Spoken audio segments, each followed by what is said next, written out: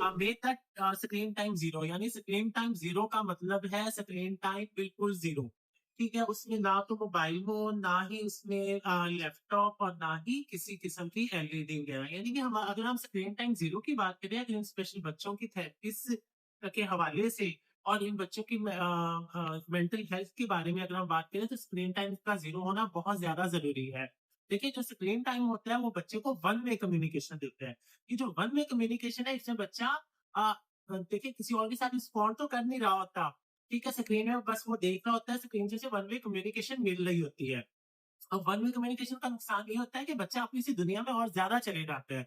जिस तरह कार्टून्स में, जिस तरह टीवी में, जिस तरह स्क्रीन में वो देख के हरकतें वो कर रहे होते हैं, इसी तरह बच्चा भी उस की हरकतें करना शुरू कर देता है। सो बच्चे में लैक ऑफ सोशलाइजेशन आ जाता है, बच्चे में ऑटिज्म के सिम्टम्स बढ़ जाते हैं, हाइपर एक्टिविटी के सिम्टम्स में बढ़ जाते हैं। सो पेरेंट्स, इसमें एक चीज का आपने ख्याल रखना है कि जीरो स्क्रीन का मतलब जीरो स्क्रीन ही होनी चाहिए। और इस तरह की मजीद वीडियोस देखने के लिए आप हमारे चैनल को लाइक और सब्सक्राइब कीजिएगा। किसी किस्म का आपका क्वेश्चन हो तो आप कमेंट बॉक्स में पूछ सकते हैं। Thank you so much.